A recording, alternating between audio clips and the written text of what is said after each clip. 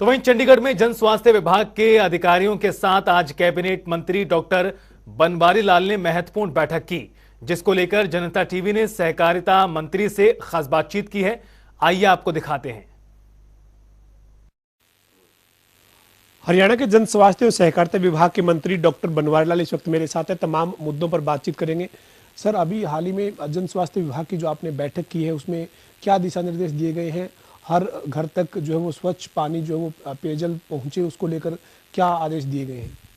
देखो, जिस तरह से हमारा जल जीवन मिशन के तहत हर घर नल से जल का जो हमारा चल रहा है प्रोजेक्ट, उसके तहत हमने दिशा निर्देश दिए अधिकारियों को कि जब कहीं भी सीवरेज का या वाटर सप्लाई की पाइपलाइन डाली जाती है और उसके बाद रोड्स की जो सड़कों की मरम्मत प्रॉपर नहीं हो पा रही, कई विधायकों की शिकायत भी मिली है, तो आज हमने दिशा निर्देश दिए कि भाई जो भी सड़कें टूटती हैं उनको प्रॉपर उनका रिस्टोरेशन करवाया जाए और इसमें कोई भी मान लो ठेकेदार काम नहीं करता है तो उसके खिलाफ कार्रवाई भी करें। इस तरह के आदेश हमने दिए हैं। जो ये अक्सर शिकायत भी आती है सर कि जब रोड बन जाता है तो फिर पब्लिक हेल्थ वाले आके पाइपलाइन डालने के नाम पे सड़क तोड़ देते हैं। पाइपलाइन डाल के जब निकलते हैं तो वो जो टूटी हुई सड़क है वो उसी हालत में छोड़ देते हैं। तो ये इस तरीके का कहीं कोऑर्डिनेशन की कमी है, कहीं समन्वय नहीं है आपस में दोनों विभागों के बीच? हाँ, ये बिल्कुल ठीक है कि कई बार क्या है कि सड़क बन जाती है और उसके बाद पब्लिक हेल्थ वाले सीवरेज लाइन या वाटर सप्लाई की लाइन डालते हैं, तो इससे सड़क टूटती है, लोगों को असुविधा भी और उससे खर्चा भी बढ़ता है सरकार का। तो हमने अधिकारियों से कहा है कि भाई आप दोनों विभाग, पंचायत विभाग या अर्बन लोकल बॉडीज़ के जो भी अधिकारी हैं, उनसे कोऑर्डिनेशन कर कर पहले सीवरेज लाइन या वाटर सप्लाई लाइन डालें ताकि सड़क ना तोड़नी पड़े और लोगों को असुविधा का भी सामना ना करना पड़े। जो पेयजल है वो स्वच्छ हो, मतलब पीने का जो पानी है लोगों को, आप जो हर घर नल से जल जो आपकी योजना है उसमें पानी की जो क्वालिटी है, गुणवत्ता है वो ठीक हो, उसके लिए क्या दिशा निर्देश है? क्योंकि कई बार प्रदेश में अलग अलग जगहों से शिकायतें आती है कि जो पीने का पानी है वो बहुत ज़्यादा खराब लोगों को मिल रहा है, जिससे लोग जो है वो रोष व्यक्त करते हैं और बीमारियाँ पैदा होती है। देखो, इसके लिए भी हमने अधिकारियों को कहा है कि ये हमारा 100% जो क्लोरिनेशन का काम है वो सारा होना चाहिए। प्रदेश के अंदर कोई भी ऐसा वाटर वर्क्स नहीं होना चाहिए जिसके अंदर क्लोरिनेशन ना हो। और अधिकारियों ने ये आश्वस्त भी किया है कि हम पूरे प्रदेश के अंदर जल्दी ही क्लोरिनेशन करने जा रहे हैं, मतलब कंप्लीट करने जा रहे हैं।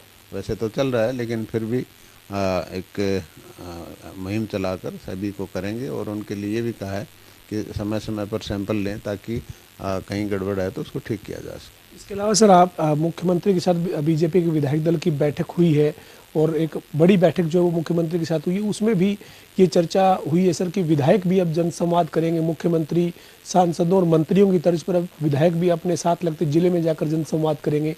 आपने मंत्री के नाते हिसार और भिवानी जिले में जनसंवाद कार्यक्रम किए थे।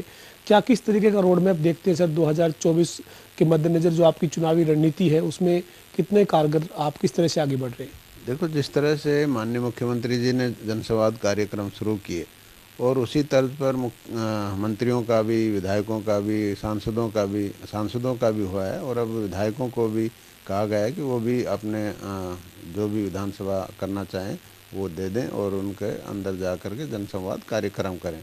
इसका फ़ायदा ये कि एक तो आपकी जो शिकायतें वो मौके पर उनका निदान हो जाता है, दूसरा लोगों से जनसंपर्क बढ़ जाता है और लोग जैसे कई बार शिकायत करते हैं कि हमारे कोई सुनता ही नहीं, तो एक मान लो मंत्री जाता है या मुख्यमंत्री जाता है तो प्रशासन भी वहीं होता है, तो उस छोटी मोटी जो शिकायतें वो वहीं मौके पर ही निपट जाती हैं और लोगों को इससे राहत मिलती है। सबसे बड़ी बात तो ये इन चीज़ों से लोगों की जो छोटी मोटी शिकायतें दूर हो जाती हैं।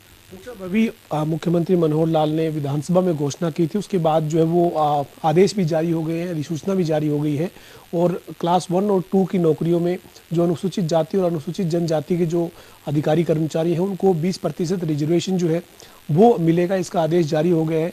इसको लेकर एक बड़ा कार्यक्रम करने की तैयारी में है। आप उस कार्यक्रम को देख रहे हैं, कब और किस जगह पर कार्यक्रम हो रहा है सर?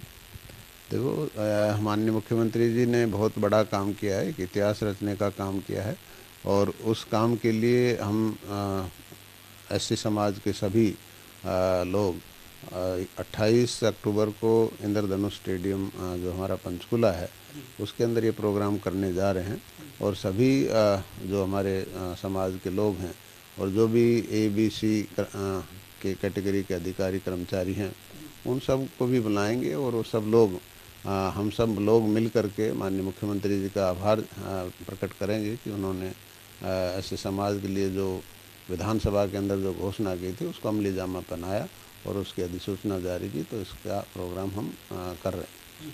सर, मेरा अंतिम सवाल है, अभी SYL के मुद्दे पर एक बार फिर हरियाणा और पंजाब के बीच में राजनीतिक बयानबाजी हो रही है।